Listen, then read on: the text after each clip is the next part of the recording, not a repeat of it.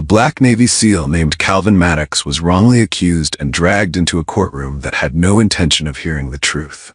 The racist judge didn't ask questions. She gave orders. And in front of everyone, she forced him to kneel. He said nothing. He just obeyed. But just when it seemed like injustice had won, a U.S. senator walked into the courtroom, and everything changed. What would you have done in Calvin's place? Comment below. Then stay with us, because what happened next left the entire room speechless. It was raining the morning Calvin Maddox walked into the county courthouse. Not just rain, the kind of heavy, quiet storm that makes the world feel still, like something's waiting to happen. He didn't carry an umbrella. Didn't rush. Just walked straight through the downpour. Head held level, coat soaked through, as if the weather itself had no say in what kind of day this would be. He didn't wear his Navy uniform. That was intentional. He had his reasons. The uniform draws attention. It tells a story before you can speak. And today, Calvin didn't come to tell stories. He came to listen, quietly, cautiously, and only when it was absolutely necessary. Inside the courthouse, it was warm and dry, but no less heavy. The gallery was full, unusually full for a midweek hearing. All white faces, older folks, familiar with one another. They didn't talk when he entered. They didn't have to. Their silence said more than words ever could. Heads tilted slightly. Eyes followed him like they were waiting for him to prove their suspicions right. Somewhere in the second row, a man whispered to his wife, just low enough that he thought Calvin wouldn't hear. But Calvin's heard worse in war zones, and he could read lips just fine. He's probably here for assault. The woman didn't respond, just pressed her purse tighter to her chest. Calvin said nothing. He didn't flinch. His boots made soft thuds against the polished wood floor as he found the seat assigned to him by the bailiff. Front row. Right side, closest to the judge's bench. Of course, no defense attorney had greeted him yet. No one in uniform stood by his side. He sat alone. And still, no one had said his name out loud. Not since he walked through the doors. It didn't matter. They didn't need to know his name to judge him. They only needed to see that he was black, big, calm, and not afraid. That last part unnerved them the most. Because when a black man walks into a white courtroom with his shoulders square and his mouth closed, people start to wonder what he's hiding. And Calvin? Calvin wasn't hiding a thing, but he also wasn't offering anything up. He kept his hands folded, eyes steady on the bench, not glancing left or right. There was no nervous twitch, no bouncing knee, no quick breath. He sat the way he learned to sit in ambush, still, patient, waiting for a move that had already been decided. And everyone in that room could feel it. They didn't know who he was, but they didn't like what they saw. He wasn't defensive. He wasn't apologetic, and he sure as hell wasn't intimidated. That made him dangerous, in their eyes. Somewhere toward the back, a white deputy leaned toward another and murmured, half laughing, half wary, "Guy looks like he's ready for war." Calvin heard that too. Still didn't move. Because the truth is, he had already been to war. Real ones. The kind where your enemy hides behind rubble, not behind a bench. This wasn't new. What was new was the way people here dressed up hostility in procedure, in paperwork, in polite nods and gavel taps. That was something even boot camp didn't prepare him for. The judge hadn't entered yet, but Calvin could already feel her presence in the building, like the air pressure shifted the second he walked in. He'd never met her, but he'd heard the stories. Judge Helen Harwood, a white woman with a reputation for ruling fast and talking louder than necessary, especially when it came to young black men she believed needed a lesson. Calvin wasn't young anymore, and he didn't need any more lessons. But something told him he'd be forced to sit through one anyway. Still, he didn't frown, didn't sigh, just sat like time belonged to him. The man they feared never raised his voice, someone would say later. He didn't need to. The courtroom door creaked open just as the rain outside began to ease. Assistant District Attorney Mark Ruskin, a white man in a spotless gray suit, strode in like he'd already won. He didn't look at Calvin. Not once. His eyes skimmed the room like he was walking into a performance, not a proceeding. The files in his hand were thin, but his tone, when he cleared his throat to speak, was heavy, calculated. The state of Alabama versus Calvin Maddox. Assault, disorderly conduct, interference with law enforcement. Ruskin didn't raise his voice. He didn't need to. His confidence came not from facts, but from the system wrapped around him like tailored fabric. Smooth, silent, and stitched in privilege. Mr. Maddox, he continued, pacing slowly, is a former military man, trained, aggressive, and clearly unable to adjust to civilian life. The incident occurred outside a local grocery store, where Mr. Maddox took it upon himself to intervene in a neighborhood dispute, unprovoked. Calvin blinked slowly, not because he was surprised, but because hearing the truth bent so precisely into a lie still had weight. Unprovoked? The fight he stopped was between two men screaming threats at a young mother, his neighbor, cornering her near her car.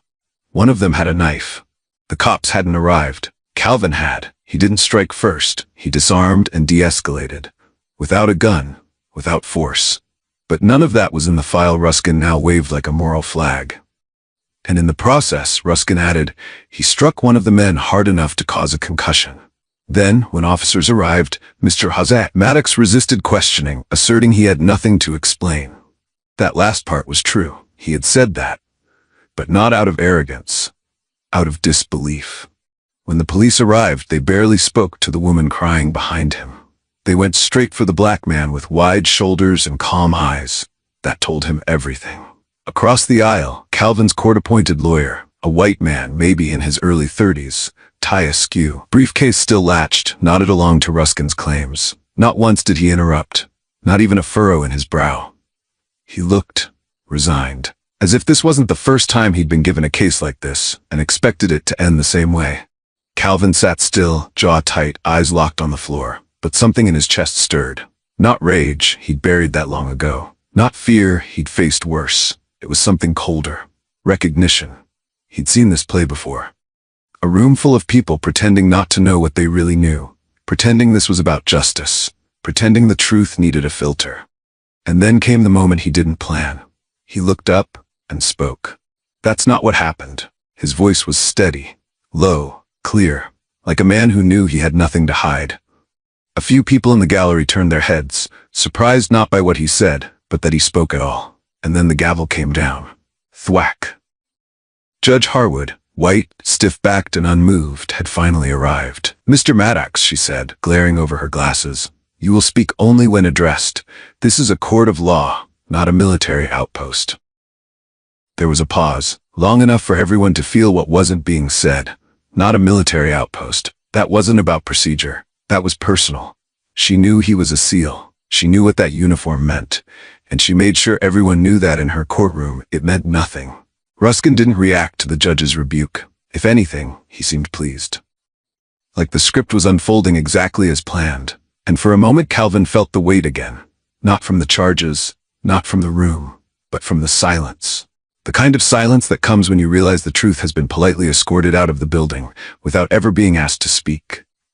He glanced around. Eyes, faces, nods, a few uncomfortable shifts, but no protest. Not yet. This was how injustice dressed itself now, in calm voices, clean suits, and courtroom protocols. It didn't need to shout. It just needed to speak first. And loud enough. And it had. For now.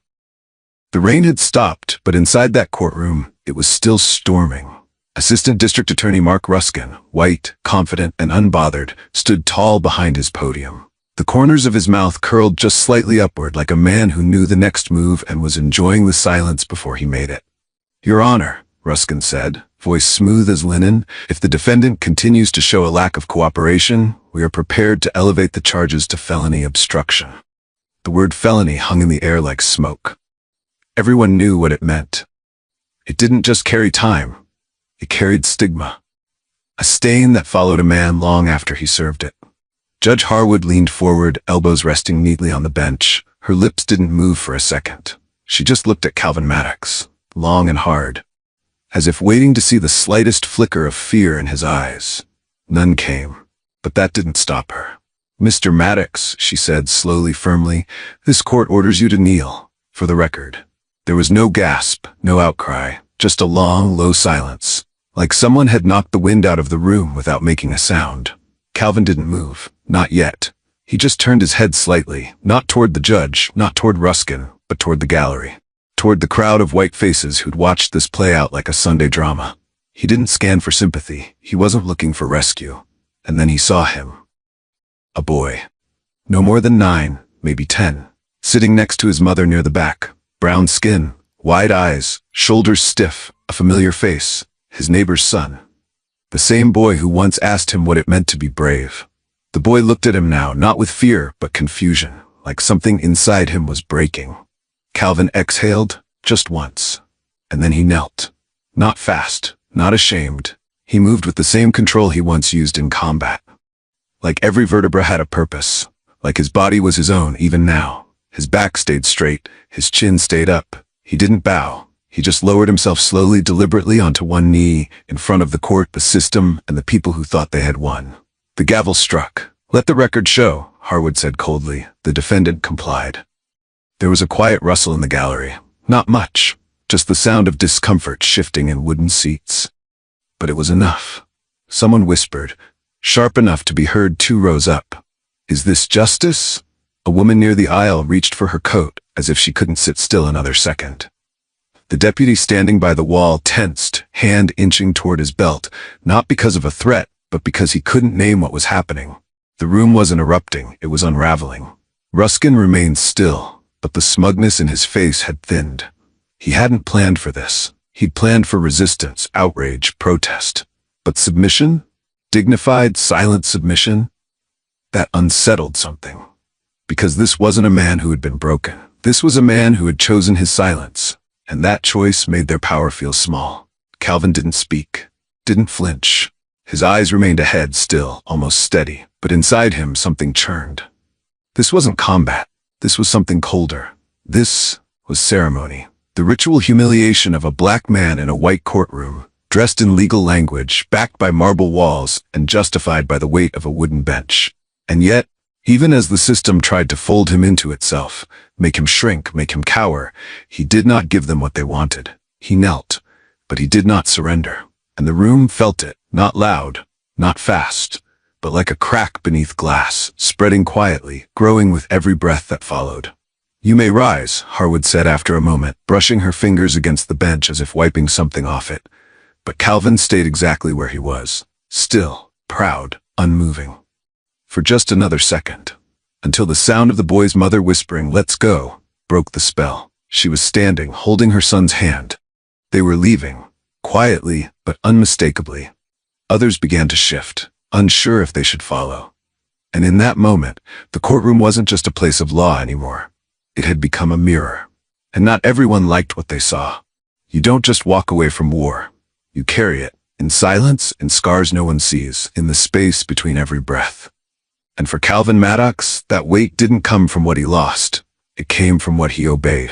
Long before a judge made him kneel in a courtroom, Calvin had gone to his knees in a place no cameras ever reached. It was called Ghost Echo, a mission that never made the news. And it wasn't supposed to. It was supposed to be clean, quiet, quick. 6 men dropped behind enemy lines. Intel said it would save lives. A short window, 1 shot. Calvin was in command. Young, disciplined, respected. He'd earned that, but what he didn't earn was the order. It came from a distant command post, some colonel staring at a satellite feed miles away. The call: split the unit, flank left, move fast, trust the target had shifted. Calvin hesitated, every instinct screamed to hold, but protocol said otherwise. So he obeyed. 3 men didn't make it back. One of them was Lucas Bishop. Black, just like him, grew up 2 towns over. A mechanic's son, funny, loyal, newly married, a man who followed orders too. Calvin carried his body out alone. He never forgot the stillness, the heat, the sound of nothing. They tried to give him a medal afterward, the Navy Cross. He didn't show up, didn't answer the phone, didn't accept the folded letter that came in the mail. Instead, he filed for early separation. Cited personal reasons. No one pushed, because some wounds don't bleed, they just linger. He moved to a small southern town where nobody asked questions. Bought a truck that coughed every morning but never quit. Rebuilt the old gym, showed up at food drives, helped fix broken fences, never talked about the Navy, never corrected anyone when they assumed he was just a quiet guy with strong hands and a past. He liked it that way. Because the truth wasn't something you could tell over coffee. It wasn't something you explained without trembling. He stopped wearing his uniform, folded it once, sealed it in a box, Not because he was ashamed, but because he no longer believed in the shine. He didn't stop loving his country, but he had stopped believing the system knew how to love him back. He had seen too much of how obedience could cost lives, of how silence was sometimes safer than righteousness, and of how medals didn't stop bullets. When people in town thanked him vaguely for his service, he nodded politely, never adding detail. When teenagers asked him if he'd seen combat, he'd smile and change the subject. But when trouble happened, when a neighbor's child went missing, when a veteran was found on the porch in winter, when a single mother's car stalled on a rainy highway, they called Calvin. He always came, always fixed, never asked for thanks. To them, he was dependable. A man who stood back, kept to himself, didn't need recognition. But they didn't know why, because Calvin wasn't hiding from his past. He was guarding it. He knew what systems could do, what they had cost. He'd watched good men get buried under silence and orders. So when the police that day at the grocery store didn't even question the white man with the knife, when they went straight for him, the one who'd de-escalated, who'd intervened to protect, something old in Calvin stirred. He didn't argue, didn't shout, because the system doesn't fear men who raise their voices. It fears the ones who don't flinch. And when the court later tried to twist his silence into guilt, they never imagined that silence had once held together men under fire. That silence had carried the names of the fallen. That silence was earned. He stopped wearing medals, not because he forgot what they meant, but because he remembered too well. He remembered every mistake branded in policy, every apology signed in folded flags, every salute that came too late. And so he stayed quiet. Not from weakness, but because the louder the world got, the more he understood. Sometimes the strongest thing a man can do is listen long enough to know who's lying. Some silences are louder than gunfire. Calvin Maddox still knelt at the center of the courtroom, his hands resting loosely on his thighs, his spine straight, his eyes cast forward, but not down. The wood beneath his knees was old, scratched, cold. Still, he didn't shift, didn't flinch. He wasn't kneeling for the judge, and he sure as hell wasn't kneeling for the prosecutor. He was kneeling for something they couldn't see. Behind him, in the third row from the back, sat a boy no one noticed. Brown skin, slight shoulders, a hoodie zipped to the neck even though the courtroom's air conditioning barely worked. His feet dangled just above the floor. He didn't speak, didn't blink much. His name was Jeremiah, 9 years old. The boy whose mother had been shoved against a shelf in the corner store by a man twice her size until Calvin stepped in, until Calvin disarmed him, quietly, without hurting anyone. The police hadn't believed her, or the store camera, or the bruises on her arms. They arrested the wrong man, and now that man was kneeling in court. Jeremiah knew the truth, but he also knew no one would ask him. They never did. So he took a pen from his pocket, the kind Calvin had given him months ago, with a silver clip and worn grip. He grabbed the back of an old envelope from his mom's purse and wrote carefully, in his best block letters, like Calvin had taught him. "You saved my mom. I saw it." No one saw him do it. Not the bailiff, not the prosecutor, not even his own mother. But Calvin did. He didn't turn his head, just saw it, saw the boy's small hands pressing the note flat against his lap. And then Calvin nodded, once, subtle, barely there. But Jeremiah saw it, and for him it was enough. It was more than enough. It was a promise, one that didn't need words, one that meant, "I'm not broken." And maybe even, one day you won't have to kneel for anyone. No one else in the courtroom noticed the exchange, but the room felt different. A shift you couldn't explain, like air moving before a storm. Maybe it was the way the judge's voice cracked slightly as she flipped the next page, or how ADA Mark Ruskin, the white prosecutor, cleared his throat twice before continuing. His confidence dimmed, if only for a moment. Maybe it was the elderly woman near the exit who leaned forward and whispered, "This don't feel right," to no one in particular. Or the deputy who, for a second, looked at Calvin like he'd seen someone familiar, not a threat. But the most important change wasn't in them. It was in the boy. Jeremiah didn't fidget anymore. His shoulders sat a little higher. His legs didn't swing beneath the bench. He watched Calvin not with fear but with focus. The kind of focus boys use when they decide who they want to grow up to be. And Calvin, kneeling in silence, bruised by injustice but not bowed by it, became something Jeremiah had never seen in real life. A man who knelt, not in defeat, but in defiance. Some men kneel for justice, the narrator's voice might say here. Others, so a child never has to. And in that moment, it was clear. Calvin wasn't just enduring the weight of injustice. He was shouldering it, so someone smaller didn't have to. The problem with truth is that it doesn't yell, it waits, it endures. It shows up quietly, dressed in reason, hoping someone in power is still listening. But in that courtroom, no one was. The state's witness was called to the stand, a man named Daniel Kerr, white, mid-40s, with a voice too polished for someone who claimed to have seen a knife fight from the other end of a grocery aisle. He raised his hand, took the oath, and lied. He claimed he saw Calvin Maddox strike the other man first. Said Calvin was agitated, threatening, aggressive. Said he felt unsafe watching him. There was no footage to support it. The store's cameras had been conveniently under maintenance. The only one who had recorded anything, a teenage girl, had her phone confiscated and the footage lost in evidence. Still, no one interrupted Kerr's testimony. Not the judge, not the prosecutor. They let him speak, uninterrupted, as if truth came in skin tones. Calvin, still seated in silence, watched him. Not with anger, not even surprise, just tired recognition. As if he'd seen this same play before, acted out with new actors, new lighting, but always the same ending. When it was over, the judge glanced at Calvin. "Do you wish to respond to the witness statement?" she asked, more out of procedure than invitation. Calvin looked forward. His voice, when it came, was calm, clear. "You weren't there," he said simply.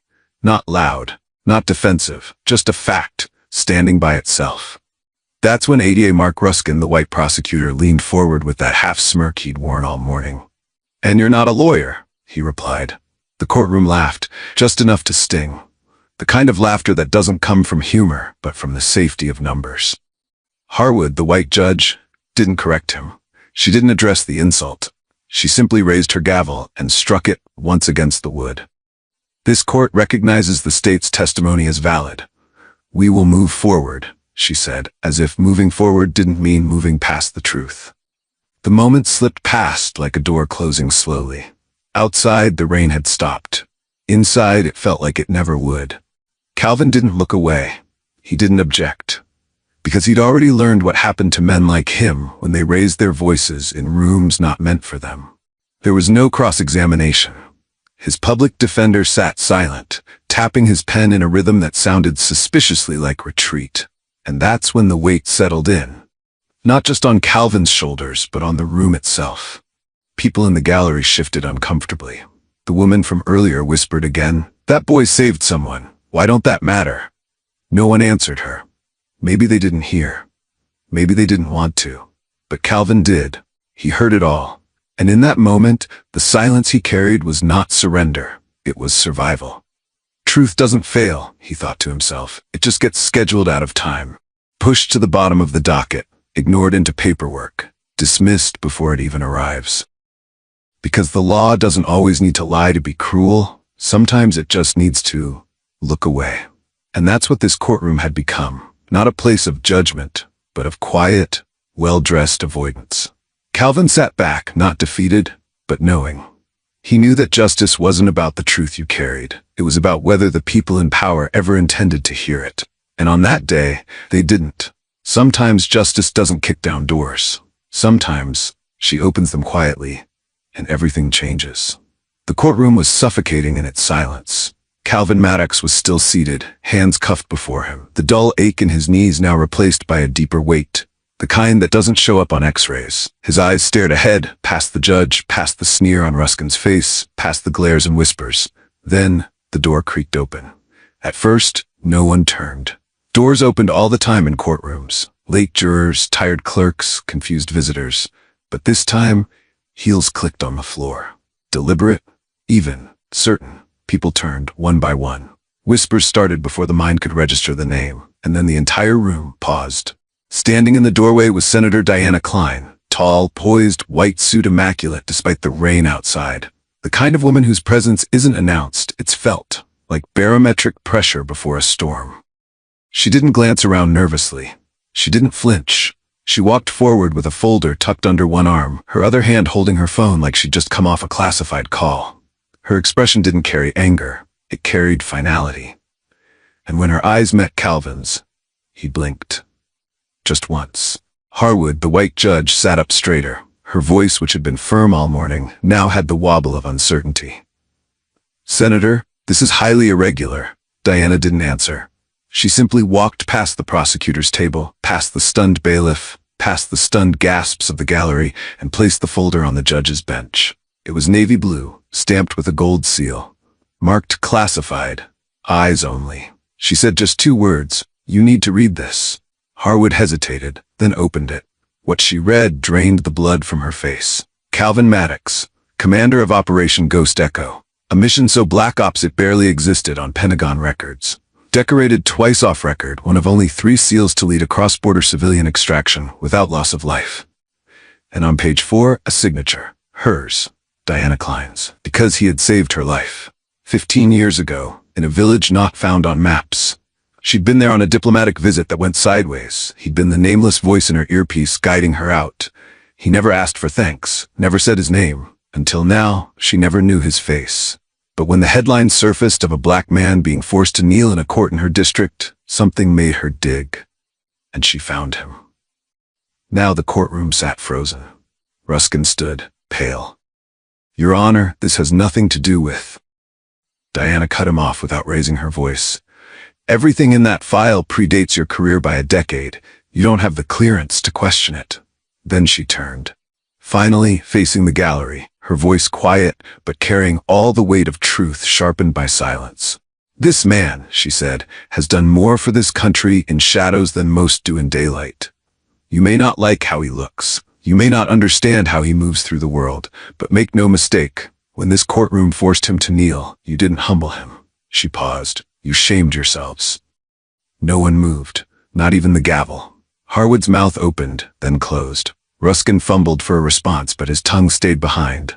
And Calvin? He remained seated, still in cuffs, still quiet, still composed. But his eyes, those still, unblinking eyes, met Diana's. And for the first time that day, they softened. He didn't smile, he didn't nod, he just looked human again. Diana turned, heels clicking once more, and headed for the door. She didn't need to stay. The message had landed. And as the door closed behind her, someone in the gallery whispered what everyone was thinking. Sometimes justice wears heels and carries a file marked classified. The courtroom remained still long after Senator Diana Klein had left. It wasn't just her words that lingered. It was the tone. The quiet confidence of someone who didn't need to scream to shift the entire room. Calvin Maddox didn't move. He didn't flinch, still seated, still cuffed, still silent. But the silence no longer felt like defeat. It felt earned. Judge Harwood stared down at the file in front of her like it had turned to stone in her hands. There were no objections now, no gavel strikes. Only that uneasy awareness that the system had been caught mid-act, and someone outside of it had just pulled back the curtain. Kongtovian Datrang, Mark Ruskin, finally broke the silence, his voice quieter than before, but still carrying that same defensive sharpness. "I prosecuted what I was handed." His eyes flicked around the courtroom, looking for backup. There was none. Diana had stayed, just a few feet off to the side now, arms crossed, watching him. Not with fury, but with disappointment deeper than any insult. "You read what you wanted to see," she said, voice even, "and ignored everything that didn't fit the picture you'd already painted." Ruskin stiffened. "I followed the law." Diana didn't argue. She only shook her head, slow and firm. "No, Mark. You followed your comfort." A murmur rippled through the crowd. At that moment, Calvin turned slightly in his seat, just enough to glance at the back of the courtroom. His eyes found no one in particular, but they carried weight, not anger, not even accusation, just a tired clarity. And somehow, that silence, that calm refusal to speak, not because he couldn't, but because he chose not to, said more than any statement ever could. Ruskin looked away first. Diana stepped forward, just close enough that the whole room could hear, but not so close as to be confrontational. 15 years ago, she said quietly, this man pulled me out of a kill zone in the dead of night. No lights, no backup, no promise of recognition. He asked for nothing, not a medal, not a letter, not even my name. She paused, looking down at Calvin, her voice breaking just slightly. "I never spoke of it, not out of shame, but because he didn't need to be thanked. He only needed someone to remember. And I did." She turned again to face the bench. "But now I realize silence is a luxury I could afford. He can't." Judge Harwood swallowed hard, her hands still resting on the file. Her eyes didn't lift. Ruskin didn't speak again. And Calvin? He didn't need to, because the truth, once spoken out loud, had filled every inch of the courtroom. It didn't ask permission. It didn't knock gently. It just showed up, in heels, with a folder, and a memory sharper than any accusation. "Some truths," Diana said softly, more to herself than anyone, clear a room louder than any verdict. The moment lingered. And then, like the final exhale after a storm, the courtroom finally began to breathe again. The photo spread like wildfire. Calvin, still in civilian clothes, kneeling in a courtroom, head held high, back straight, eyes not on his accusers, but on a boy in the gallery. The boy's small handwritten note, crumpled but visible, sat beside him. "You saved my mom." By morning, it was everywhere. Retired Navy commanders began speaking out. Civil rights groups reposted the photo with 3 words, "This is America?" But it wasn't just the internet reacting. Something deeper shifted, like a cold draft sweeping through stone walls that had stood too long untouched. Judge Harwood, a white woman who'd ruled that courtroom like a fortress, made no public statement. She didn't offer an apology. But by midweek, she quietly filed for an indefinite leave of absence, citing mental exhaustion. No trial, no investigation, just absence. But no one needed paperwork to know what really happened. Her name had already become a symbol, not of justice, but of how justice can kneel to pride. Assistant District Attorney Mark Ruskin, also white, didn't disappear. He did interviews, leaned forward in his suit, tried to explain. "I prosecuted what was handed to me," he said, voice crisp, practiced. But facts began leaking. 3 older cases, buried deep in archives, showed similar patterns. Missing testimonies from black witnesses, charges padded with flimsy accusations. No smoking gun, just a trail of silence and an ugly shape forming in the smoke. A major paper ran the headline, "The Man Who Always Won, as Long as the Defendant Was Black."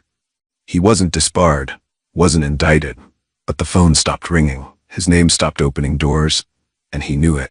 Because injustice doesn't always scream. Sometimes it just stops calling you back. And Calvin? He never spoke to the press. Diana Klein, the U.S. Senator who'd walked into that courtroom and shattered its performance of power, asked if he planned to sue. Calvin shook his head. "Justice isn't punishment," he said softly. "It's memory." He didn't want revenge. He didn't want a courtroom of his own. He wanted the image to stay.